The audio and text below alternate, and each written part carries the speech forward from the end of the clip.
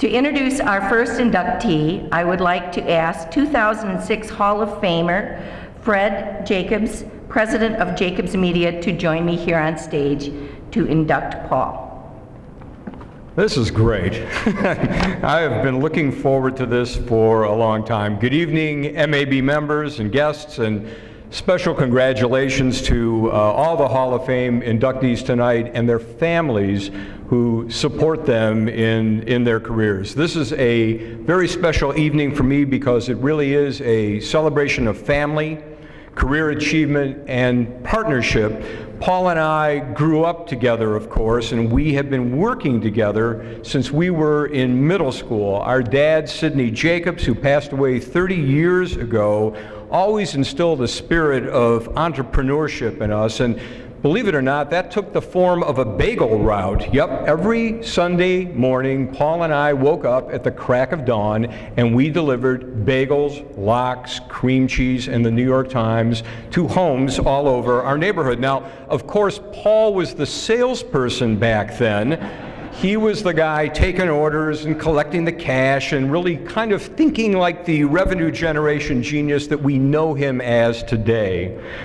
You see, the relationship between Paul and me really hasn't evolved all that much since those days of delivering bagels in Northwest Detroit.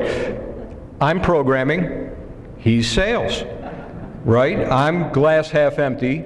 Paul's glass is constantly overflowing. And together, it's really worked out quite well for both of us. You want Paul Jacobs on your team, whether it's consulting your company or his board work with public radio's general public, or right here with the MAB Foundation. Paul says yes to everything. He is positive and he gets it done. Paul is a proud Spartan, graduating from Michigan State in the early 70s. He got his very first job out of school at WNIC in Detroit, where he learned many important lessons about ratings, sales, marketing, and generating results with his love, radio. Paul and I worked together at the legendary WRIF in Detroit. Yes, me in programming, him in sales. And then after several years in Dallas, working as first a sales manager and then as a GM for stations in the Big D, Paul came back home to Detroit to run the legendary WDFX, The Fox. And then, in typical Paul fashion, he sold me on hiring him to run Jacobs Media way back in 1991, where he has essentially been running the show for the last 26 years. Our company has really done some amazing things over these past years, from launching our own mobile apps company, Jacobs in 2008, and our Dash conferences the past 3 years. Paul's the guy. He's the mover and shaker, master baker, deal maker of our company. He's my brother, my business partner, and my best friend. Please welcome Paul Jacobs, the newest inductee to the Michigan Association of Broadcasters Hall of Fame.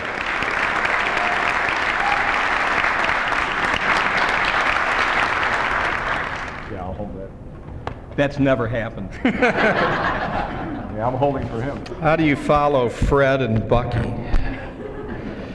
I'd like to thank Carol and the MAB, and really thank Carol and her team for the outstanding work that they do on behalf of all of us.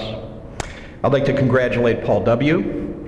on your induction into the Hall of Fame, and Steve Schramm, who I came up at Michigan State with, came up through the business with. It is an honor to go into the Hall of Fame with you, Steve, with people we came up with who are here tonight. Gary Reed, Tom Bender, Fred, Larry Eslack, who unfortunately isn't here with us.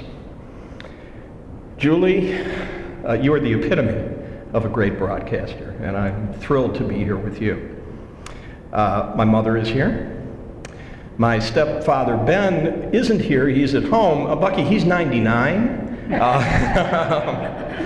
He could not be here with us tonight. My Aunt Muriel and Uncle Bert, Fred, obviously, his wife Deborah, and my wife Lori.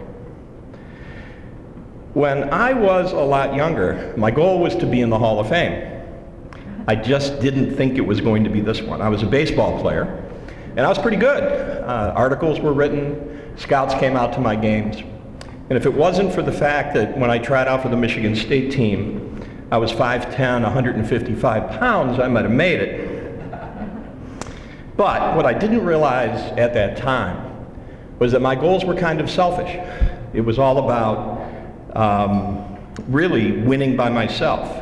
I thought the measure of one's success was individual achievements, and that's what brought personal financial rewards. And I was wrong.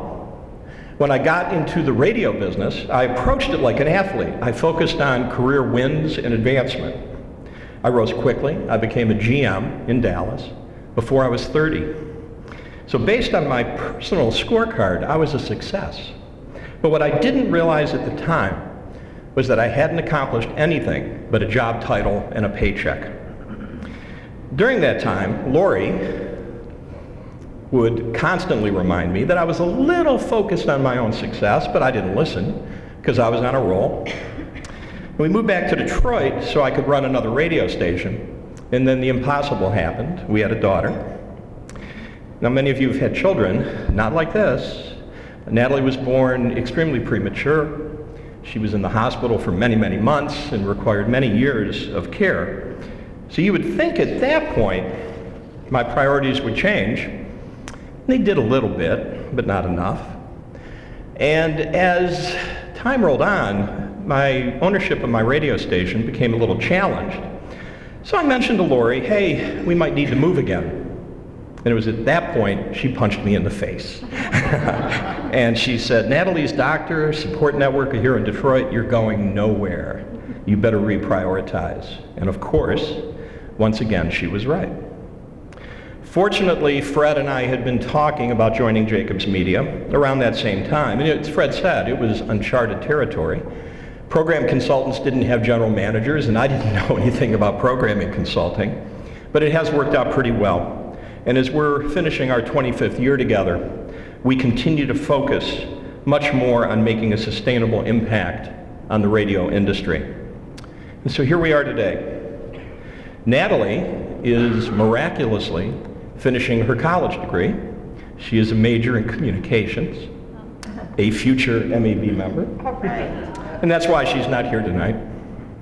Just as miraculously, Lori stayed with me, and we just celebrated 36 years. So over the years, I've learned many valuable lessons, the least of which is that while we need to provide for ourselves, we also must provide for others through advice and mentoring to young broadcasters, through work at nonprofit and public radio, in the way that we treat and nurture our employees, in providing leadership and vision to the industry that we serve, and yes, providing for our families. But the most valuable lesson that I learned is that there are two types of Hall of Fames. One that glamorizes individual accomplishment, and one that celebrates a body of work that hopefully has a lasting impact. So tonight, thank you. I got in the right Hall of Fame. Thank you.